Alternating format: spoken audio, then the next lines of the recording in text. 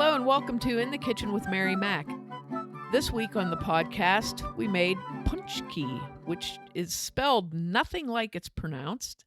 And Pączki is Polish donuts. These donuts are typically made the week before Lent. So you know how for Mardi Gras, you have Fat Tuesday. So you eat a bunch of things, like high calorie, chocolate, sweets, whatever, things you're not going to eat during Lent. You want to eat all those on Tuesday before Ash Wednesday, which is the next day, right? Pączki are typically made the week before that on what they call Fat Thursday in Poland. The pączki are made to use up all of the things in the house that you're not supposed to eat during Lent.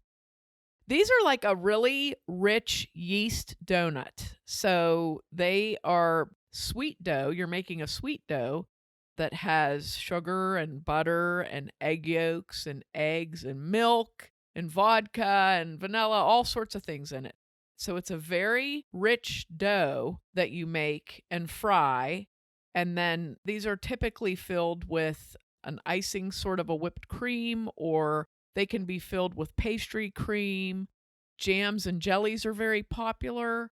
Anything like that, so it's intended to, you want to use up the sweets in the house, because typically for when you give up something for Lent, like a lot of people will just give up sweets in general. So that's what these are. They're basically like a holiday treat, and they're very popular in Western Pennsylvania. There is a large Eastern European Mediterranean community all over Western Pennsylvania. So we have a lot of ethnic foods around here that everyone gets to enjoy whenever holidays roll in. Pączkis are one of the things that are hugely popular right now. So all of the bakeries in the area will have these. And there's a particular bakery in Beaver, which is down the river from us, that makes these. And there will be lines going down the street. Kretschmers, Kretschmers, you have to call ahead and order and pick up, like make an appointment and pick up your pączki.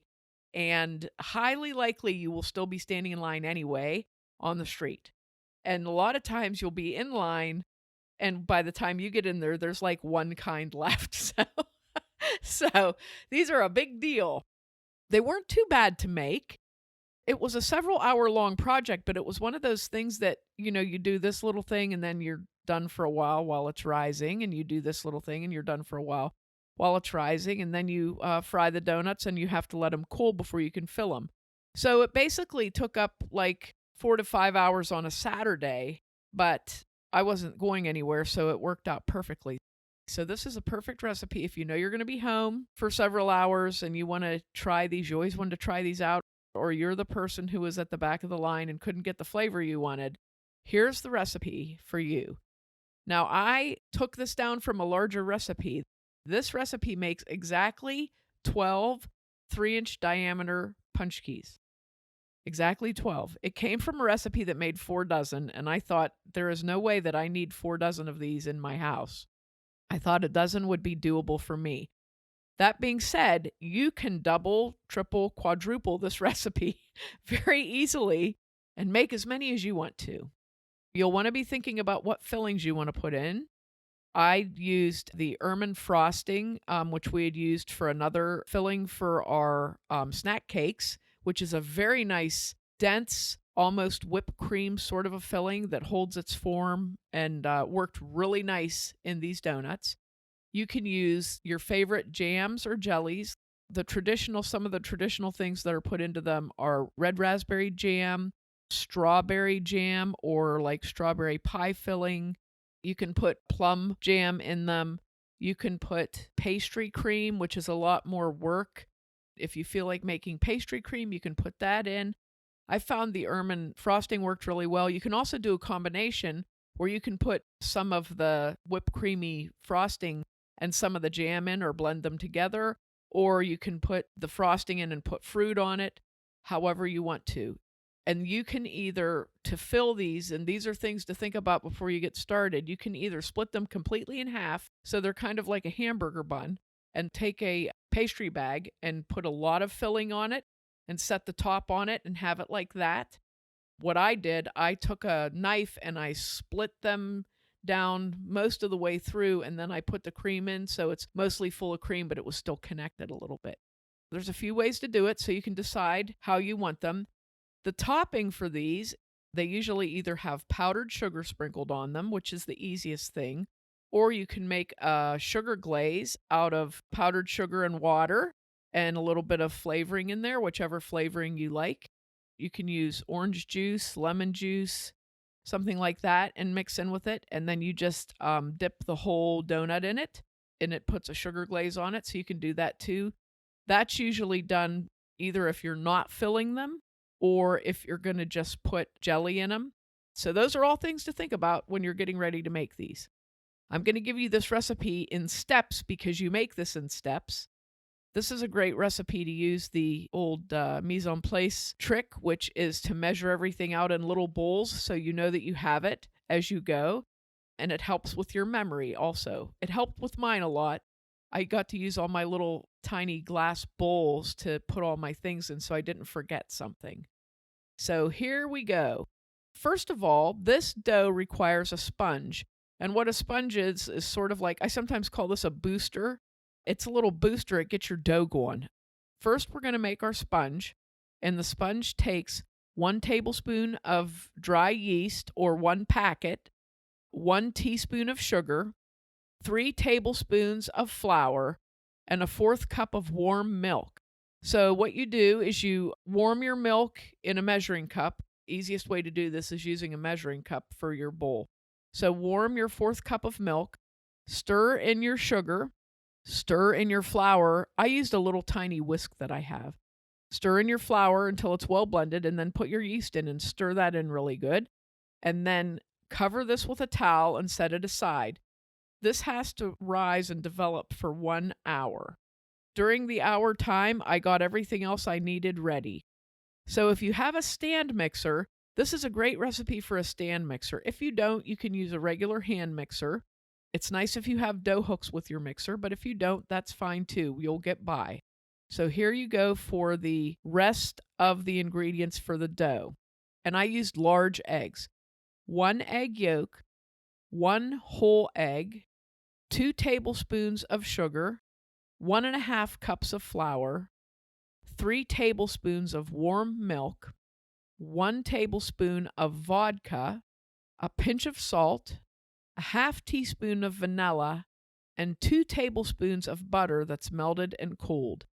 Once you have your sponge ready, what you want to do is take your 1 egg yolk, your 1 entire egg, and your 2 tablespoons of sugar and beat those in a mixing bowl. If you're using your stand mixer, you can use your whisk attachment. If you're using a handheld mixer, you can just use your regular beaters. So you want to beat that for 3 to 4 minutes until it develops like a nice creamy yellow color and it's whipped up pretty good. Next, add in your sponge mixture and mix slowly until it's incorporated. Now, if you're using a stand mixer, you're going to switch to your paddle. And if you're using a regular mixer, you're just going to stick with your beaters. And you're going to alternately add the flour and the warm milk until you get those all incorporated into the egg mixture. You have your tablespoon of vodka, your pinch of salt, and your vanilla to add, and your melted butter.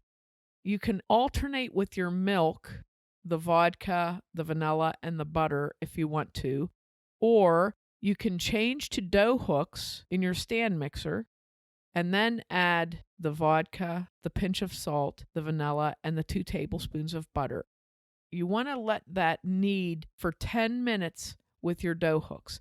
If you're using a hand mixer and you don't have dough hooks with it, you can add that in and just keep working it until your mixer seems like it's getting too bogged down, and you can work it by hand if you need to.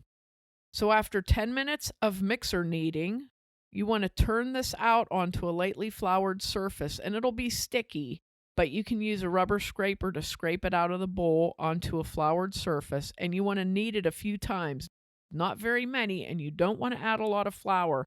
You want to knead it just enough so that it'll hold in a ball and it doesn't stick too much to your hands. I probably put about 1/4 cup of flour on my table, and I turned the dough out and kneaded it, 10 times maybe. and just worked it onto itself, and it worked on really quickly. But it stayed very nice and light because I didn't want to put too much flour into it. So then you want to put that into an oiled bowl and let it rise until it's doubled. And that takes about an hour to do that. So put it in your oiled bowl and put plastic wrap and a towel over it and just let it sit there and rise. Okay, once your dough has doubled, you're going to get ready to do your donuts. So let it sit there for a minute. Don't punch it down yet. You need a 3-inch round cookie cutter or a biscuit cutter. You're going to need some oil for frying, and you're going to need a cotton towel, 2 cotton towels actually, to set your rounds on so they can rise again too. This is what I did. I fried them on my stove. If you have a little fryer, that works nice too. I just used a pot on my stove. I put about 1 inch of canola oil in, got it ready to warm up. You're not going to warm it up yet, but I just got it ready. And I also got a large slotted frying tool to turn the donuts with and got that ready. So what you want to do is take one of your cotton towels and sprinkle some flour on it and rub the flour into the towel. That's what you're going to set your cut donuts on to rise. And then you're going to cover them with another towel. So get your towel ready. Now you're going to, on your table, spread some flour down. And you're going to take that dough and punch it down and take it out of the bowl and roll it out into a rectangle 1/2 inch thick. Then you're going to use your cookie cutter and you're going to cut rounds out of that dough and carefully lift them and set them on your floured towel to rise.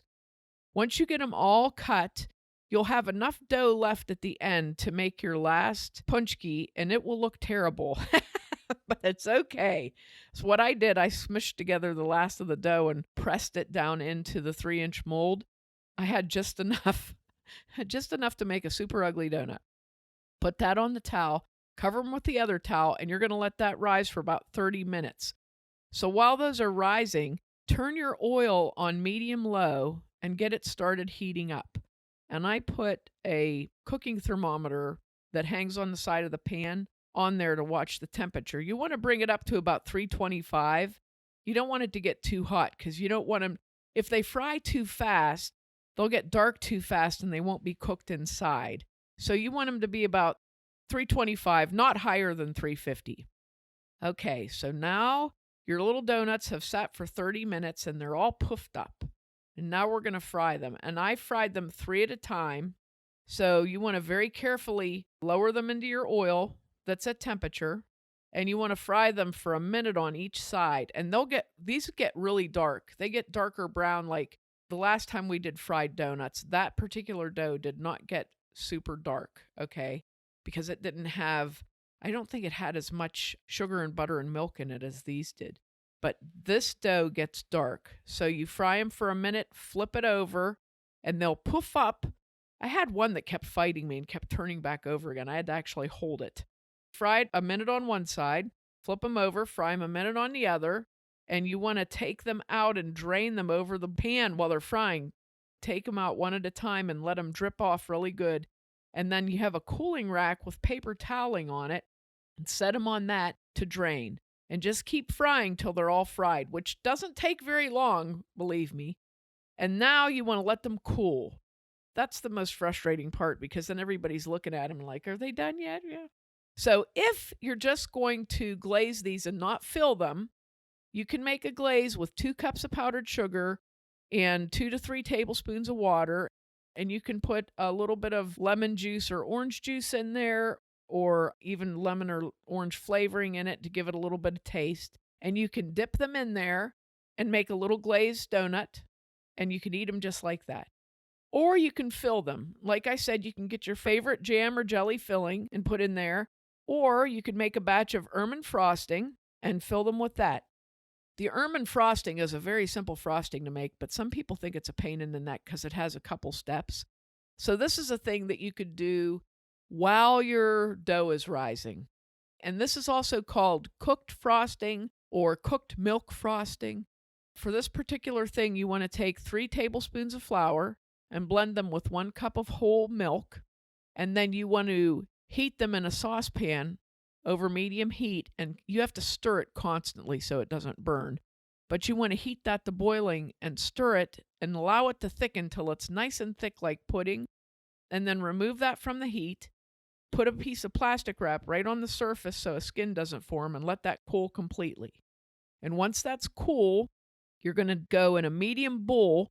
You're going to put a half cup of shortening, a half cup of softened butter, 1 cup of white sugar, 2 teaspoons of vanilla.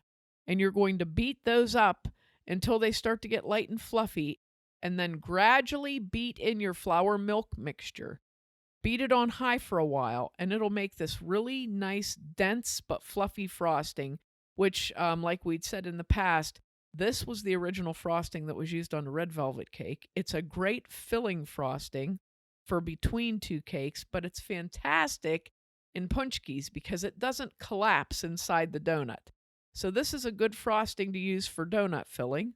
And you can do combination things like blend some raspberry jam in with some of the ermine frosting, blend a little raspberry jam in there and use that for a filling. Or you can split the whole Pączki in half and then pipe the filling onto it and put a little bit of fruit on there and put the top on and then put some powdered sugar on it. And you have a very rich, delicious donut that you made with your own hands to enjoy. The dough is phenomenal. I really like this dough. It's a great donut dough. If you ever wanted to make your own donuts, just regular donuts, this is a wonderful yeast donut dough. You could make the regular kind that you cut the hole out of the middle, and everything. I mean, it's a project, but you're not working on it all the time. There's just a lot of rise time in this, but you can, fill up, get your fillings ready in between. And if you want to do these during the Pączki period of time here that goes right up until the Thursday before Lent, or as my friend said, they still make them right up till Fat Tuesday. So if you wanted to make some, this is a good recipe, and I think you'll really enjoy them. If you don't want to make some, go to Kretschmer's Bakery and stand in line and get some for yourself. You'll just love them. And make sure to check us out online on Facebook and Instagram at Mary Mac Bakehouse, on Twitter at Mobile Mary Mac and Mary Mac Podcast, and on our website, marymacpodcast.com. Thanks a lot for listening if you did, and if you didn't, too bad for you.